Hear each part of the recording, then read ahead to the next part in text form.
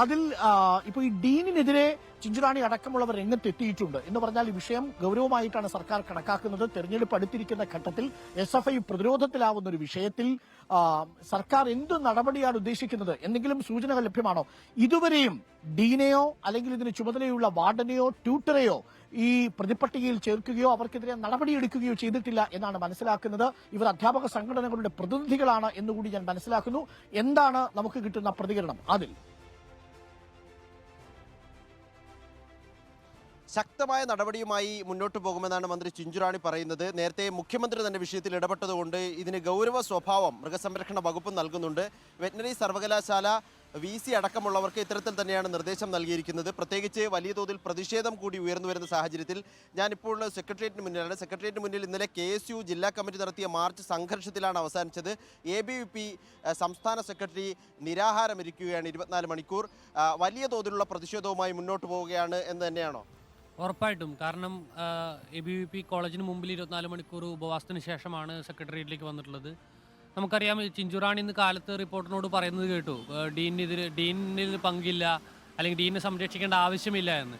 ഡീനെ സംരക്ഷിക്കേണ്ട ആവശ്യമില്ല എന്ന് പറഞ്ഞിട്ട് ചിഞ്ചുറാണി പറയുന്നത് ഡീനെ കുറ്റപ്പെടുത്തിയിട്ടാണ്. ഇങ്ങനെ പരസ്പര വിരുദ്ധമായിട്ടാണ് പറഞ്ഞുകൊണ്ടിരിക്കുന്നത്.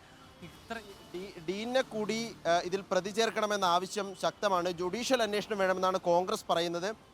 സിദ്ധാർത്ഥിനെ കൊന്നവരെ ഉടൻ അറസ്റ്റ് ചെയ്യണം എന്നാവശ്യപ്പെട്ടുകൊണ്ടുള്ള സമരമാണ്. നമുക്കിവിടെ കാണാം, ഒരു തൂക്കുകയർ കൂടി പ്രതീകാത്മകമായി സ്ഥാപിച്ചുകൊണ്ടുള്ള സമരപരിപാടിയുമായി ABVP മുന്നോട്ട് പോകുന്നു.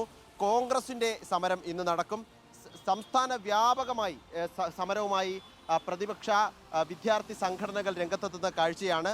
അതുകൊണ്ട് തന്നെ സർക്കാരിനെ സംബന്ധിച്ചിടത്തോളം തെരഞ്ഞെടുപ്പിൻ്റെ കൂടി പശ്ചാത്തലത്തിൽ കൃത്യമായി നടപടിയെടുക്കൽ അത്യാവശ്യമാണ്. ആ നിലയിലാണ് മുഖ്യമന്ത്രി തന്നെ വിഷയത്തിൽ ഇടപെടുന്നതും.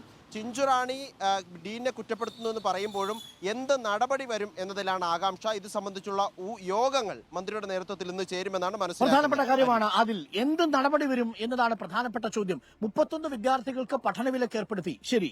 രണ്ടാമത്തത് 11 പ്രതികളെ പോലീസ് അറസ്റ്റ് ചെയ്തു. അതിൽ 4 പേർക്ക് SFI ബന്ധമുണ്ടെന്ന് കണ്ടെത്തുന്നു.